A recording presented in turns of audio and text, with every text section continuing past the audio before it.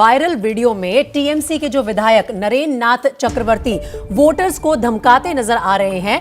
अब election commission ने सख्ती दिखाई है और टीएमसी विधायक नरेंद्र नाथ चक्रवर्ती को अगले 7 दिन के अंदर अंदर किसी भी तरह का चुनावी प्रचार करने पर रोक लगा दी है। नरेंद्र नाथ चक्रवर्ती 6 अप्रैल की रात 8 बजे तक ना तो कोई चुनावी रैली कर पाएंगे और ना ही किसी भी रोड शो में वो दिख सकते हैं, और साथ ही कोई इंटरव्यू भी वो नहीं दे सकते या फिर घर घर जाकर प्रचार भी नहीं कर सकते। तो सख्ती दिखाई है चुनाव आयोग ने और ये कदम उठाए हैं टीएमसी विधायक पर। इलेक्शन कमीशन ने ये कदम उठाया है। सीधा चलते मेरे सहयोगी अंकित गुप्ता के पास, जो हमारे पास ताजा जानकारी के साथ अब जुड़ रहे हैं।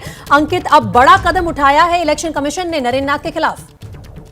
बिल्कुल प्रीति, और अगर हम जो है बात करें तो कल ही जो है बीजेपी का एक प्रतिनिधि मंडल भी केंद्रीय चुनाव आयोग को मिला था और नरेंद्र नाथ के इस बयान को लेकर के अपनी शिकायत भी दर्ज करवाई थी। बाकायदा ज्ञापन सौंपा था और ये कहा था कि ये मतदाताओं को डराने की कोशिश हो रही है और इस पर रोक लगनी चाहिए। और इसी के बाद में केंद्रीय चुनाव आयोग का ये आदेश आज सामने आया है, जिसमें नरेंद्र नाथ के चुनाव प्रचार पर पूरी तरीके से रोक लगा दी है।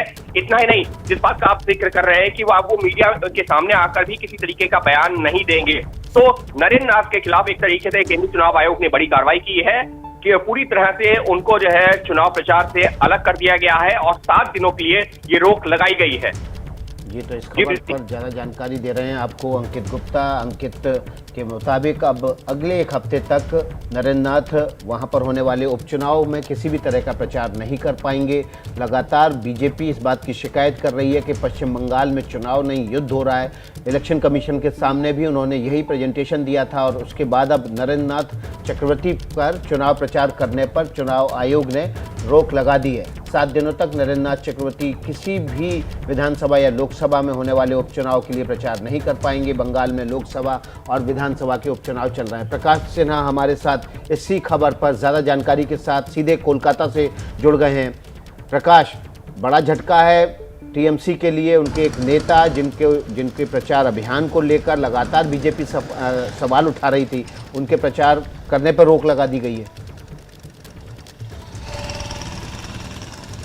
बिल्कुल, पूरा मामला एक वीडियो वायरल होने के बाद हुआ। आपने देखा होगा वीडियो हुआ उसमें दिख रहा है कि नरेंद्र नाथ चक्रवर्ती वो सीधे तौर पर कह रहे हैं, धमकाने की बात कह रहे हैं कि बीजेपी के जो वोटर हैं उनको धमकाइए, उनको डराइए, उनको घरों से नहीं निकलने दीजिए।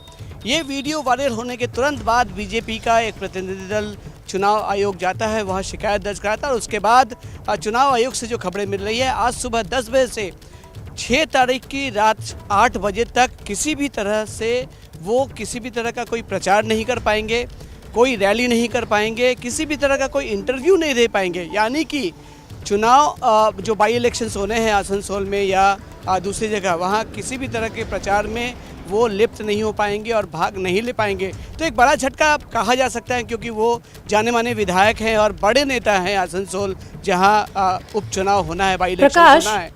प्रकाश, जिस तरह की ये जो रेस्ट्रिक्शन लगाई गई है नरेंद्र नाथ पर, मैं आपसे एक सफाई मांगना चाह रही हूं कि उन्हें कहा गया है कि वो मीडिया से भी किसी भी तरह से बात नहीं कर सकते। अब वो प्रचार से जुड़ी बात नहीं कर सकते या फिर अपनी सफाई कि उनका जो उस वीडियो में जो भी दिखा है उसको भी नहीं साफ कर सकते सबके सामने, किसी भी तरह से वो मुखातिब नहीं हो पाएंगे मीडिया के सामने।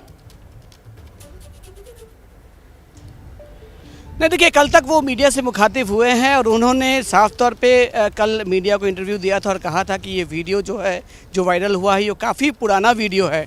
तो वो अपनी तरफ से सफाई कल ही दे चुके हैं। अब आज जो मॉडल कोड ऑफ कंडक्ट के तहत उन पर जो पाबंदी लगाई गई है, उसके बाद से वो किसी तरह का इंटरव्यू भी नहीं दे पाएंगे, कोई रैली नहीं कर पाएंगे, रोड शो नहीं कर पाएंगे, किसी तरह के चुनाव प्रचार में भाग नहीं ले पाएंगे। ये जो उपचुनाव हो रहे हैं, ये ज़्यादातर वही सीटें हैं जहां पर बीजेपी जीती थी। क्या टीएमसी को डर सता रहा है कि अगर निष्पक्ष मतदान होने दिया, बीजेपी के वोटर बाहर निकले, तो एक बार फिर से बीजेपी इन सीटों पर जीत सकती है?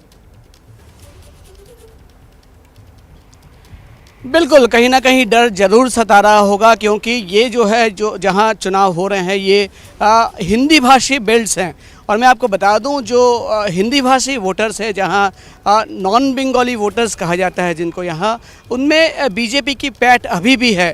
और आपको पता होगा कि आसनसोल में बीजेपी पहले भी अच्छा कर चुकी है और इस सीट पर बीजेपी का कब्जा था। तो कुल मिलाकर कहीं ना कहीं डर सता तो जरूर रहा है।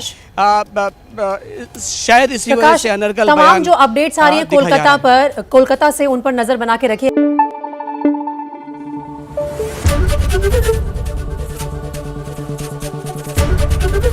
एबीपी न्यूज आपको रखे आगे।